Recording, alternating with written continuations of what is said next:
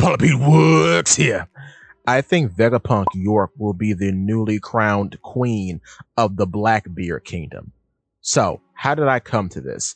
The ideas presented here are based off a video I made previously talking about where I got the idea for this originally. But since then, I have thought about it a little more and have come to some very interesting conclusions that I'm going to share with you today. Now, before we get started on talking about York, I think it's important to talk about chapter 595 in the manga and episode 513 in the anime. So, this is a little bit before the time skip kicks off, right? In chapter 595, we see that Blackbeard has captured the Bonnie pirates. This is also where I think Bonnie's uncle kicks the bucket, but that's neither here nor there. We see that Blackbeard has captured Bonnie and gives her the offer of becoming his woman. Now, based on recent events, this is extremely problematic, and I'm not going to ignore that. But in his defense, he did not know, but still, this is very, very dodgy.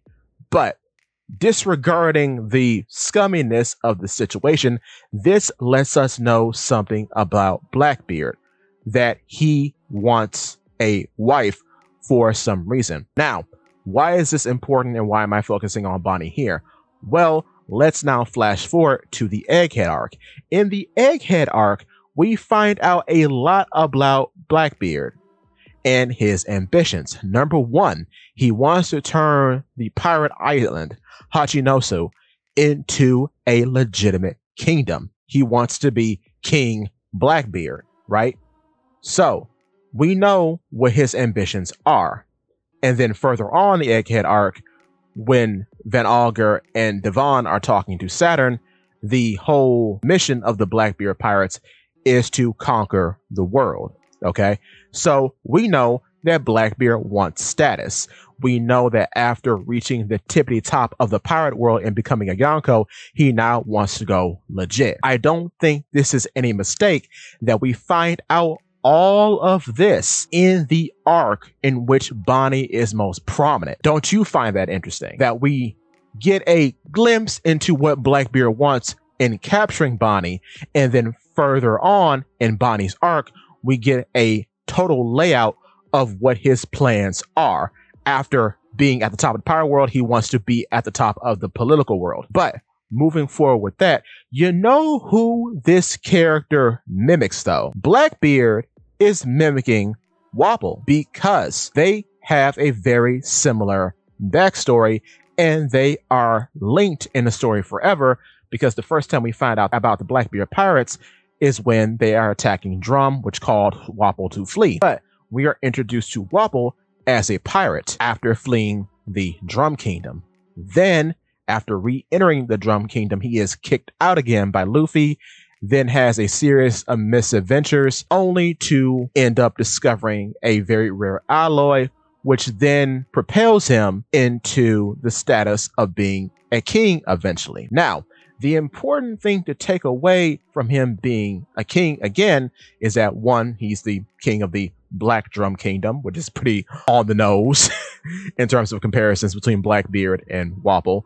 But Wapol has a wife. Wapol's wife is Miss Universe, also known as Kendrella, who, like Bonnie, is also a pink-haired woman, which I find really odd. But that's not really the point. The point is that like Wapol getting a wife once he becomes a king again and has abandoned the pirate life, I think Blackbeard will get a queen during his ascension into becoming a king of his own kingdom. With that being said, I think that queen will be York. Now, how do York and Blackbeard parallel? Well, they have a very interesting comparison because they kind of have the same backstory. When you look at it, Blackbeard is introduced via food, right? York is introduced via consumption as well. Both Blackbeard and York kill their father figures. Blackbeard kills Whitebeard with a gun. Then York kills Shaka with a gun. The interesting thing about Vegapunk and Whitebeard, even though it's Vegapunk Shaka, still same person, is that Whitebeard held the title of strongest man in the world. Similarly, Vegapunk holds the title of smartest man in the world. So in both cases, both Blackbeard and York kill someone who's at the top of their game and is a world-renowned figure. Additionally, on top of that, both of them come from very humble beginnings.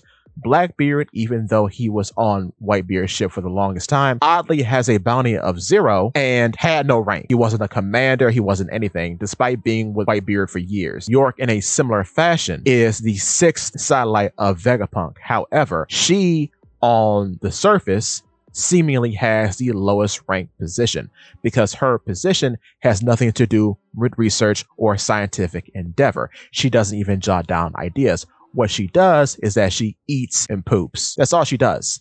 Despite being blessed with the same intelligence as all the other Vegapunks, that is what she's relegated towards. So, like Blackbeard, I think York had some ambition in doing away with her father figure / I guess herself that we don't know about. Whereas with Blackbeard, he does away with Whitebeard because of some ulterior motives that we don't know about. He could have planned to get the Quake fruit the entire time, or it could have been a matter of convenience. We don't really know. But the similar path is that both of them kill their father figures in a grasp for power. York is going to hand over Vegapunk Stella in order to become a celestial dragon. Blackbeard killed a crewmate to get the darkness fruit in a similar fashion to York. Actually did hand over a former crewmate in Ace in order to get his warlord status, and then in turn killed Whitebeard in order to get his Quake fruit. Now, I think where their paths are going to cross is that after we know that Blackbeard has been listening on to Vegapunk's message, perhaps he knows how Vegapunk actually works, seeing as how he has some sort of intelligence network. So he could command Devon and Van Augur to look around the island for anything useful. I think that in the big calamity that's going on Egghead Island, York is going to vanish, much like how Vegapunk vanished suddenly in the midst of all the Seraphim attacks. And of course, York was the culprit behind that. So in a similar fashion, York, like her father, will also be kidnapped. Now, with that being said, will York go along with Blackbeard? I think so, because I think Blackbeard, as a person in the know, will convince her, like he convinced Kuzan, that her goal in being a celestial dragon is not all what it's cracked up to be, because he knows that recently the revolutionaries have hit the supply chain of Mary Joas. Therefore, she will not be living in the lap of luxury like she was originally promised by the 5 elders. He'll promise her that if he can take her on as a wife, that she'll get way more in the long run than she would get simply being a celestial dragon. On top of that, going back to Wapol, I find it very interesting, and I pointed this out in another video of mine, that Wapol is one of the few people who know the identity of Emu. Reversely, Emu is targeting Blackbeard, and even though we don't necessarily know that Blackbeard knows about Emu, Blackbeard is indirectly targeting Emu because he wants to sit at the top of the world. So in a way, Wapol, in knowing who Emu is, or having seen Emu, has a bit more information than Blackbeard. So he's one-upping Blackbeard again, is what I'm trying to say. But I digress. But to continue with York, I think much like how Blackbeard convinced Kuzan to join his crew, he'll convince York to marry him. Now, what would be funny, and this is a bit extra, but it would be funny seeing as how Blackbeard now has his own Bartolomeo and Caribou, it would be funny for him to have his own Hancock in York. It doesn't have to be immediate, but it would be interesting if she eventually legitimately falls in love with Blackbeard. But why she stands out is that she really does fit in with the Blackbeard pirates because number one, she's humongous.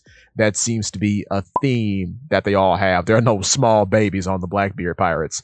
Even Kuzan is gigantic. Furthermore, I find it an interesting thought that seeing as how she isn't too much of a fighter, she does fit in with Blackbeard's ideal for a wife, because the reason why he didn't like Bonnie originally because she was too vulgar. York has been living in the lap of luxury as a Vegapunk, so she already has that sort of pampered appearance that he may be going for, but she is very much like him because she is a plotter and she is a schemer, and that might be something that Blackbeard finds admirable. Additionally, and this is going more towards Devon than Blackbeard, but since she has the tendency to pig out, and that's just in her nature to do, Devon might find her repulsive and therefore won't find her intimidating, despite York being conventionally more attractive than her. But to compare her again to Bonnie, and I think I've brought this up in a short or two, I think it's very interesting that during the Kuma flashback, no satellites exist yet, even after Vegapunk shaves his head down, which means they were created sometime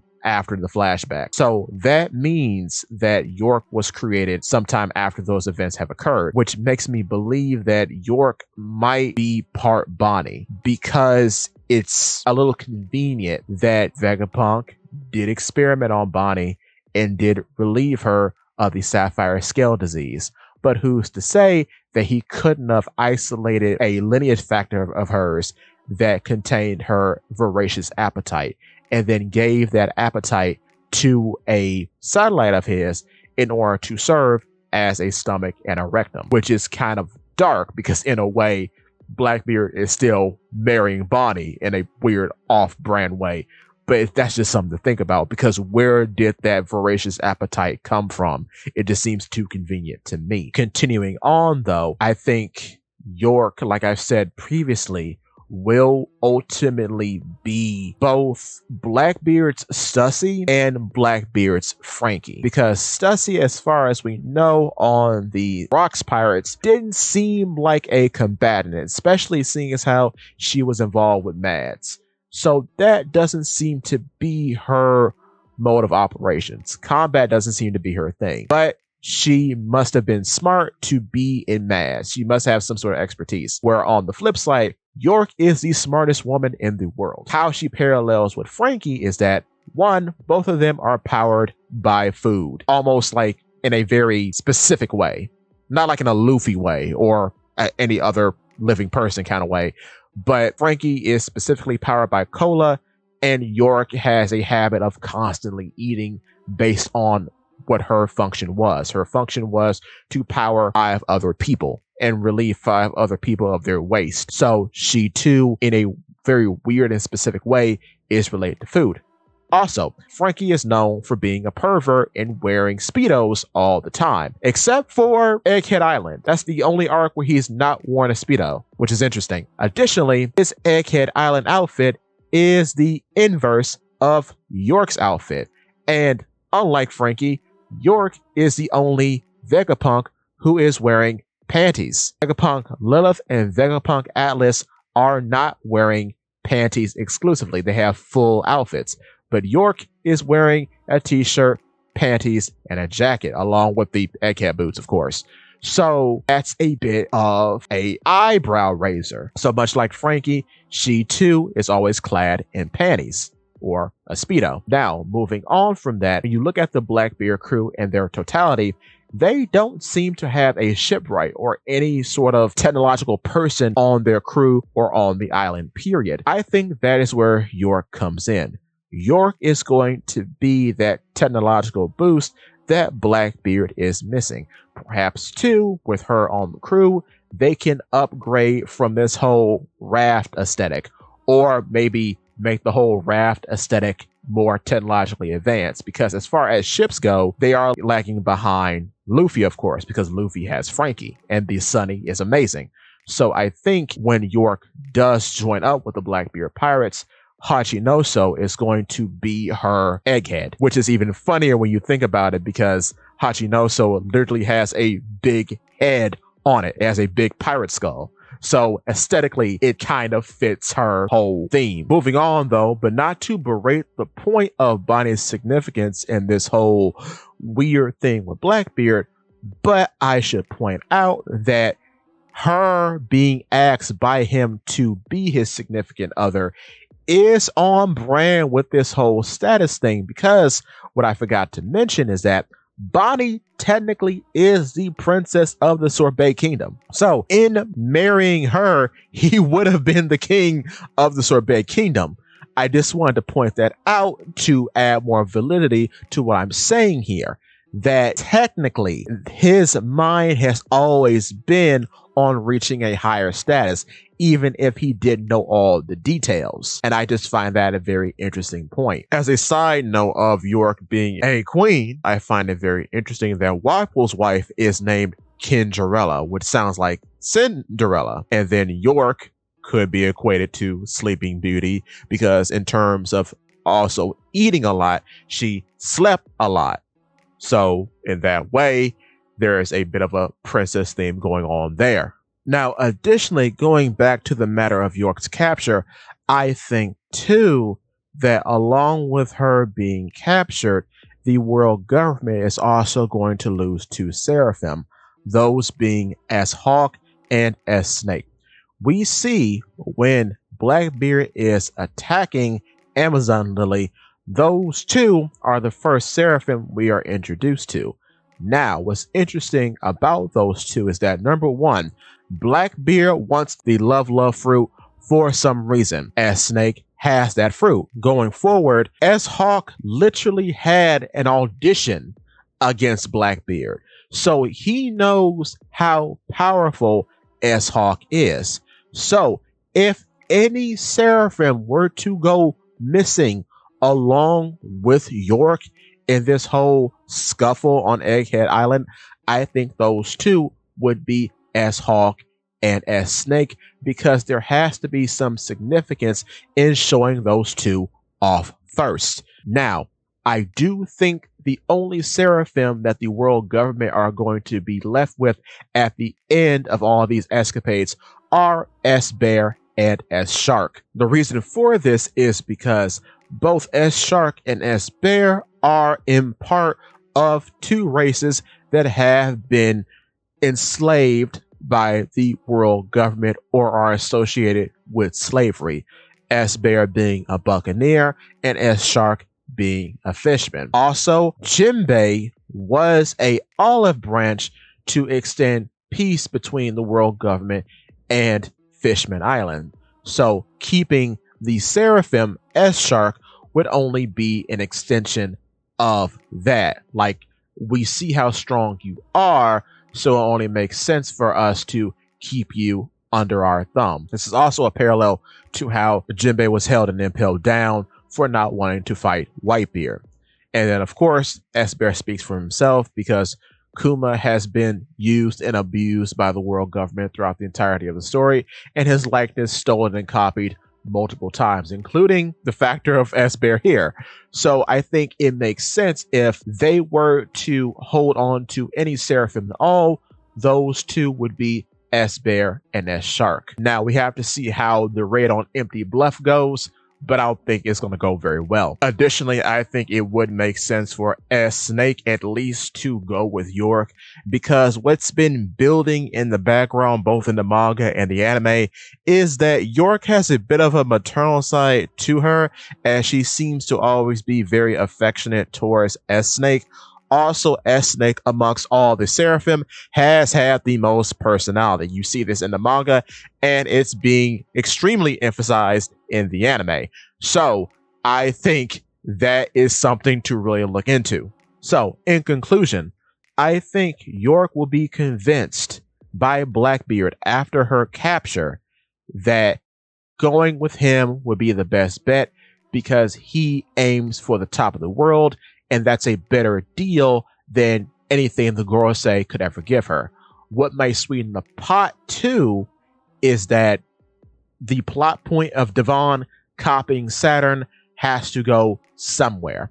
I know I did leave that out. I don't know exactly where that will go, but I think that might play a role in Blackbeard getting what he wants at the end. It may make his path to becoming a king that more easier. So, with that being said, she'll be the technological advancement for Blackbeard, which will be new for her because, as we know right now, she always wanted to be the only Vegapunk around. This probably stems from her not being appreciated like the other Vegapunks, only valued for her ability to eat and defecate, as opposed for her extremely advanced technological mind. So, in Blackbeard's entourage, she would have that.